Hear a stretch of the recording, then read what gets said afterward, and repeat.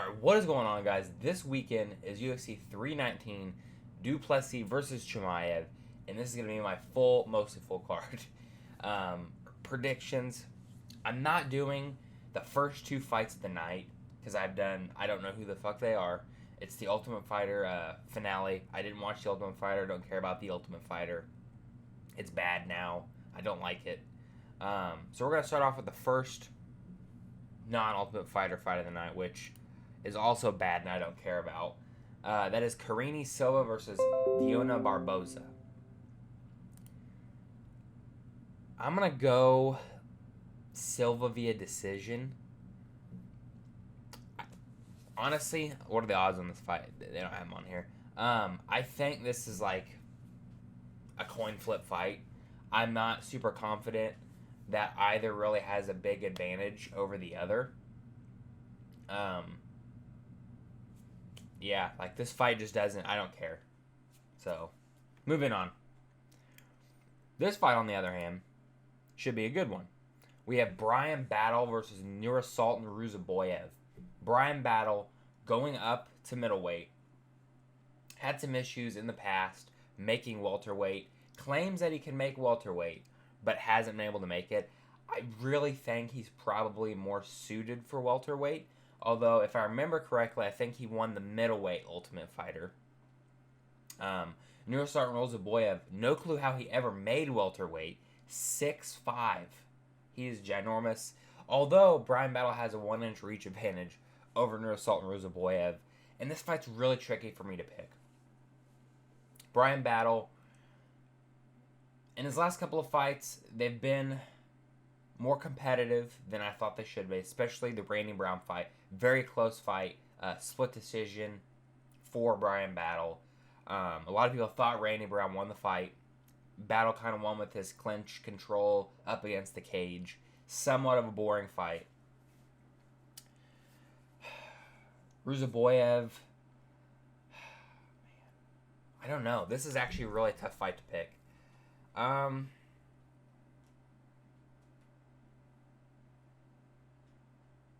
going to go with Bryan Battle. The reason I'm going to go Bryan Battle, I know he's smaller. Ruziboyev was able to get out grappled by Buckley. And I think Battle's grappling is decent enough.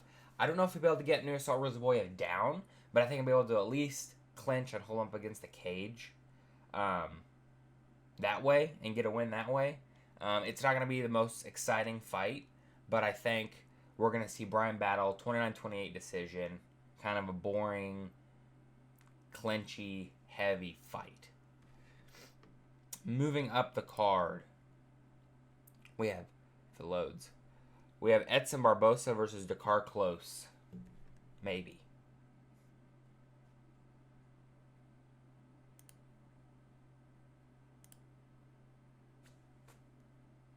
Or maybe not, I guess. I guess I'll just keep it like this. We had Edson Barboza versus Dakar Close. If this was like Edson Barboza a few years ago, he's going back up to lightweight, I would have for sure picked Edson Barboza. Now it's really questioning whether I should pick Dakar Close or not. Who did he fight in his last fight? He got finished, if I remember correctly. I wish I remembered who he fought in his last fight. And I'm sure it's not going to load fast enough to find out.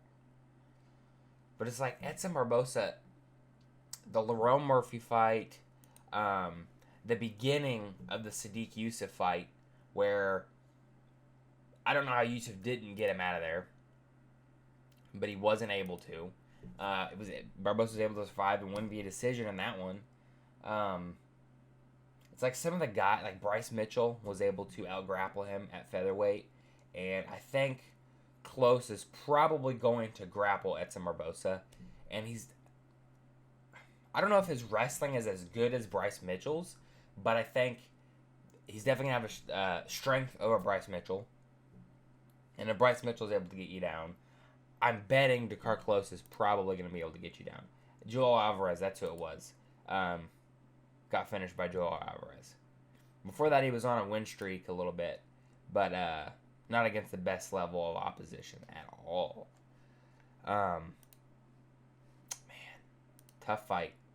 There we go.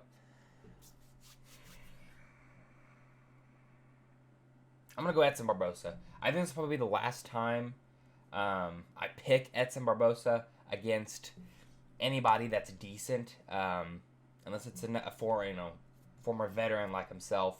He's just getting older. I'm going to say going back up to lightweight, not cutting that extra 10 pounds, is going to help him with his endurance. And I think he's going to be able to stay on the outside, defend the takedowns up to car close, use his reach advantage that he has, use his kicks, and which he's kind of slowed, just kind of like Aldo has. He kind of slowed down with the kicks. Not as kick heavy as he used to be, but still very good with the kicks. And he's going to use that, keep his distance from the car close. And I think we're going to see Edson Barboza win third round body kick TKO from Edson Barboza. Hopefully. Moving up the card, we have Chase Hooper versus Alexander Hernandez. If I remember correctly, I think this is a matchup I made on my fights to make after Chase Hooper's last fight. I could be wrong, but that kind of sounds familiar. Somewhat conflicted on this fight a little bit.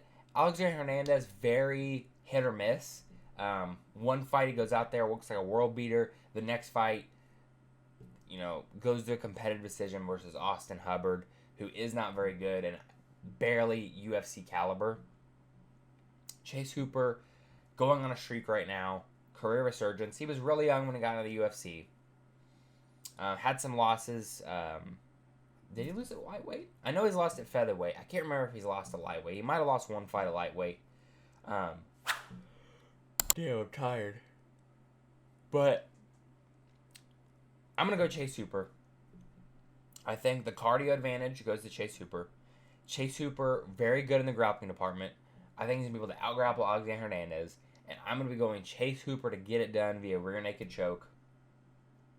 I think the grappling is what's going to really make the difference in this fight. I think Hernandez definitely has the power advantage. He could knock out Chase Hooper. If Hernandez is going to win, I think he's going to win via knockout. But Hooper's striking has been getting better over time. Better than definitely when he first got into the UFC. So he's been improving there. And then the grappling has always been his best attribute to him. So I'm going to go Chase Hooper to get it done rear naked choke. Maybe like the first or second round. I could also see it like in the third round when Hernandez is tired. So this should be a good fight. Good prelim. Moving up the card. Oh. Jessica Andrade versus Lupe Godinez. What is this? Strawweight. Jessica Andrade is constantly bouncing back and forth between flyweight and strawweight. Former champion at strawweight. One of the few women who has actual knockout power. One punch KO power. Listen, on paper, I think Jessica Andrade should be able to win this fight, but I can't pick her. Like, she's been going out there recently. She's 26-14, okay? She's going out there a lot recently. I don't know if she's just... I mean, she did say at one point she was just showing up for paychecks in one of her post fights. She did say that. It might have been the Mackenzie Dern fight where she won that one. But she's going out there just kind of running forward, swinging, looking for the knockout. As much as I think that could happen in this fight, I can't pick her because of that. I think that's her only... I don't want to say her only method to victory. I could see her going out there bullying Lupe Godinez, moving forward on her, landing combinations, just not being able to find that knockout shot, but landing enough to get the decision win. Man, this is kind of tough. I can't pick her. I can't pick Andrade. I'm going to go Lupe Godinez to get it done via decision. I think she's going to be able to stick and move. Maybe out-grapple Andrade. I don't know if she's going to be strong enough to take her down. Andrade doesn't have the best takedown defense when it comes to people with good grappling. I just don't know what level of Lupe Godinez on the grappling is compared to Jessica Andrade. But I'm going to go Lupe Godinez to get it done via decision. Not super confident in that pick. I honestly could see Andrade winning this fight. It's just really hard for me to pick her with the way she's been recently in her fights. So, yeah, that's what I say about that one. Moving up the card, headlining the prelims. Another tough one. We have Gerald Meerschaert versus Mikhail Oleksiejczuk. I'm going to go Oleksiejczuk to get it done. Does he get it done via KO? I don't know. Because, like most fights that have Gerald Meerschaert in them, I could see Mikhail Oleksiejczuk go out there looking to get a finish in the first round, gasses out, and then Gerald Meerschaert locks up submission later in the fight. I could really see. I think that's probably Meerschaert's best path to victory. Shit.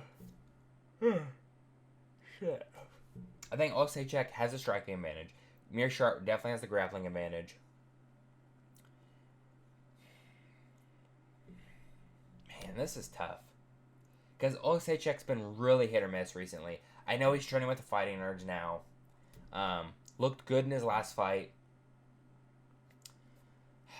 Meerschaert had a very competitive fight with RDR. Very competitive fight. I thought he was winning the fight up until the stoppage. I think it was 1-1 on the judges' scorecards, though. I really want to pick Meerschaert. I just have a hankering he's going to win. I don't know why. I'm going to go Mikhail Oleksiejczuk. I'm going to go him to get it done. First round KO over Gerald Meerschaert. I think Mikhail Oleksiejczuk's going to be aggressive. He's going to be moving forward. He's going to be looking to land combinations on Meerschaert, and then he's going to get him out of there in the first round. If he doesn't, Meerschaert's probably going to sub him in like the third round. So, decent fight. Should be, at least. Moving up the card. Maybe.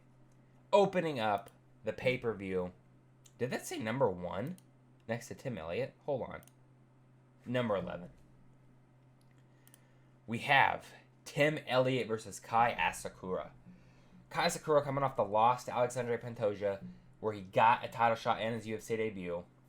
Very much success outside of the UFC, though. Tim Elliott, who did he win? I don't remember who it was. Was it Sumidarji? I can't remember exactly who he fought in his last fight, but he won. Kind of hit and miss over the years. Kind of well-rounded, Tim Elliott, that is. Well-rounded everywhere. Has a really funky, wonky style. Hard to get a read on. But has a lot of losses. If this was a few years ago, I would definitely pick Tim Elliott. Although I'm going to be rooting for Tim Elliott in this fight, I'm a Tim Elliott fan, I have to go Kai Asakura. He's younger. I think he has the better striking on the feet. Elliott's is kind of really weird and funky, where Asakura is more like technical. I could see a path where Tim Elliott goes out there and out-grapples Kai Asakura. Asakura was able to get out-grappled by Pantoja. Now, Pantoja is a whole other level of grappling. But I'm going to go Kai Asakura to get it done via decision over Tim Elliott. 29-20, I think Tim Elliott's going to at least get one round in there. But honestly, I would not be surprised if Elliott was able to win. As we have seen, all these other guys, maybe not the women as much recently. We got Kayla Harrison, champion, but that's a really shit division. But all these guys coming over from other organizations, kind of doing shit in the UFC. Kind of doing pretty bad. Michael Chandler's got like 2 wins in the UFC. The best win being Dan Hooker, which is a solid win, don't get me wrong. But it just seems like some of these guys just aren't at the top level. And we're going to see like Tim Elliott's that gatekeeper of the top 10 in the flyweight division. So we'll see if he can turn back Kai Asakura and hold his position. He's older. I think he's almost 40 years old. So we'll see. Should be a good fight, though. Moving up the card. This is a tricky one right here. We have Jared Cannonier versus Michael Page. MVP moving back up to middleweight. Although he said he wanted to go back down to welterweight. The fight against Sher Magomedov, he said was supposed to be a one-off. But he's saying nobody welterweight wants to fight. He wants to stay active. So he's going to go up to middleweight. He's big. I think he definitely has the frame for middleweight. Probably needs to put on a little bit more size. Pause. But this is kind of tricky to pick for me. Because you have MVP, really tricky, hard to catch the timing on him. In and out style. Similar to Whitaker and Wonderboy, but different. I think probably does it really good, being that he's older. I think he's like 38 years old. Jared Cannonier, older himself. I believe he's 41 years old, or 40, something like that. Recently, he's been taking some beatings, though. I know he's coming off of a win to Rodriguez, where he almost got finished in that fight. Rodriguez gassed out trying to finish Cannonier. Cannonier comes back, gets the finish himself. I think Cannonier is more well-rounded than MVP. I think he's got good striking. He's got good grappling. I think he can mix it in way better than MVP can. My only issue with this fight is, can Cannonier figure out MVP's like herky-jerky in-and-out style enough to get the win? I don't know. I don't know if he can. You know, we saw MVP in the fight against Sharabola, a very competitive fight against Sharabola, where it was close. It was really close, competitive fight. And I think that's probably what this is going to be, more than likely. But I'm going to be picking Jared Cannonier to get it done over MVP. I'm going to say via decision. I think he's going to come in here with a smart game plan, implement the grappling when he needs to, and out-grapple MVP to a decision win. I could also see Jared Cannonier getting it done via KO. He has good power, and I could see MVP coming in, darting in, and Cannonier landing a counter shot, knocking MVP out. He's been knocked out before. But yeah, this should be a decent fight. I don't know. It could be boring. Moving up the card. Is this featured? Yep. Featured fight on the main card. If it'll cooperate, we have Jeff Neal versus Carlos Prates. Neal, who did he just beat? Was it RDA? I can't remember if it was RDA or not. It might have been RDA, which, what does that really mean? RDA welterweight. RDA always bouncing back and forth between light and welterweight. He's older. Prates coming off the loss to Ian Gary, where he pretty much got dominated outside of the 5th round. Gary kind of gassed out, and Prates so close to finishing Ian Gary. Could not do it. Just didn't have enough gas in the tank. Smoking too many Marlboro Reds. Drinking too much whiskey to be able to finish him in the 5th round. Neal kind of like gatekeeper of the top 10 in the welterweight division. And Prates pretty much gone through everybody besides Gary in the UFC. This is a really tricky fight for me to pick. A lot of fights on this card, very tricky for me to pick. I'm going to go Carlos Prates to get it done via decision. I think he's going to be busier than Neal. Neal's not super active. He might fight 2 times a year. If you're lucky, we might get 2 Jeff Neal fights a year. His fights are always fun and exciting to watch. I think they both have good power. Both have good striking. I don't think any grappling is going to come into effect in this fight. I think Prates is going to go out there. I don't think he's going to finish Jeff Neal, but I think he's going to go out there, want to redeem himself from his last performance, and piece up Jeff Neal on the feet. Use good knees to the body on Neal. If he does get a KO over Jeff Neal, I think it'll be a later TKO with knees to the body. But I'm going to go Carlos Prates to get it done via decision over Jeff Neal. 29-28. Close decision, competitive fight, hard fight for Carlos Prates. But I think his striking is just a little bit better than Jeff Neal, and him being more active than Neal is going to help him in this fight. Moving up the card, co-main event. We have Lerone Murphy versus Aaron Pico. I can't pick Aaron Pico. Who's he fought? He's fought a bunch of nobodies. It's like, I see all these people online hyping up Aaron Pico just because he wrestled. Who gives a shit? It's not wrestling, okay? It's MMA. As much as I don't like Lerone Murphy, he's just the featherweight Leon Edwards. Kind of pretty well-rounded all the way around. Stick and move, boring fights. Does what he needs to do to get it done. I'm going Lerone Murphy to get it done via decision. Slightly worried, Murphy is taking this on short notice. Pico is supposed to originally fight Movsar Evloev in a 5-round co-main event. This is a 3-round fight, I believe. So I think Pico's probably in better shape. And could that help him in this fight? Yes, it could.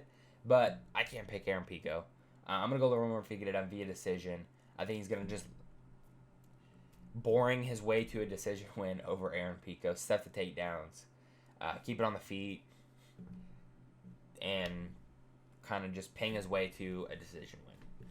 Moving up the card, the main event. Super excited for this fight. We have Dricus du Plessis versus Khamzat Chimaev. Really excited for this fight. Cannot wait for this fight. Dricus du Plessis, undefeated in the UFC. As crazy as that sounds, I never thought Dricus would be champion. I remember watching, which was it, the Brad Tavares fight or the Derek Brunson fight. I can't remember which one it was. I was thinking, this guy will never be champion. He's like fluking his way, the Darren Till fight even. Fluking his way to all these wins. Just by essentially outgritting, outharding all his opponents. He will not stop in this fight. Khamzat Chimaev is going to have to either consistent pressure over Dricus or put him to sleep with, knockout or submission. Honestly, I don't think I think Dricus, they both have good power. Khamzat definitely has the better grappling, better jiu-jitsu. As far as heart and determination, I'm going Dricus on that one. The power advantage, I think they're both pretty close. Maybe Dricus has slightly better power. For my official prediction, I'm going to be going Khamzat Chimaev to get it done. First or second round rear naked choke. I think he's going to go out just like he does in most of his fights. Shoot the takedowns, get the back, lock up a rear naked choke. I think it's going to be in the first round, honestly. If I have to narrow it down. First round rear naked choke for Khamzat Chimaev.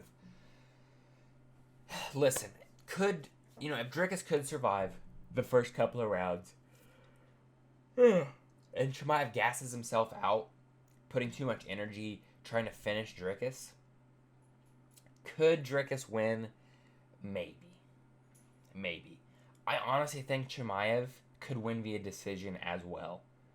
Honestly, I really do. I think he could dominate the first 2 rounds, possibly get a 10-8 in one of them, maybe eke out the 3rd round, and then by that point, okay, he's gassed out, survive the 4th and 5th, and win via decision that way. But I'm going to go Khamzat Chimaev, first round, rear naked choke, over Dricus du Plessis to become the new middleweight champion. I cannot wait for this fight. I'm super excited for this fight. What do you guys think of this fight? Who do you think is going to win in the main event? Let me know down below. Let me know, okay? Make sure to subscribe if you guys haven't subscribed already. Drop a like on the video, and I'll see you guys in the next one. Goodbye.